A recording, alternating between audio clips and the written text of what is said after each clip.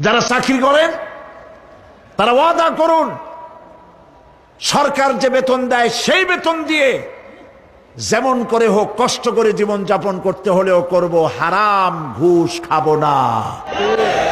ঘুষ খাওয়া হারাম, শূকরের মাংস খাওয়া যেমন হারাম, ঘুষের একটি পয়সাও থেকে শুরু করে কোটি কোটি টাকা পর্যন্ত তেমন হারাম। এগুলো যদি বাঁচতে পারেন তাহলেই এর নাম হবে তাকওয়া। এটাকে আপনাকে বুঝতে হবে এইভাবে। পুলিশ দেখে না, এন্টি করাপশন ডিপার্টমেন্ট দেখে না, গোয়েন্দা বিভাগের কেউ দেখে না, কিন্তু আল্লাহর চোখে ফাঁকি দেওয়া যাবে না। এটার নাম হলো তাকওয়া। এই আল্লাহকে ভয় যদি করতে পারি তাহলে পরিচয় হবে মুত্তাকি। আর কোরআন আসছে মুত্তাকিদের জন্য। ইবাদত করলে পরে তাকওয়ার সৃষ্টি হবে, রোজা রাখলে পরে তাকওয়ার সৃষ্টি হবে। আল্লাহকে ভয় করাটার নামই হলো তাকওয়া।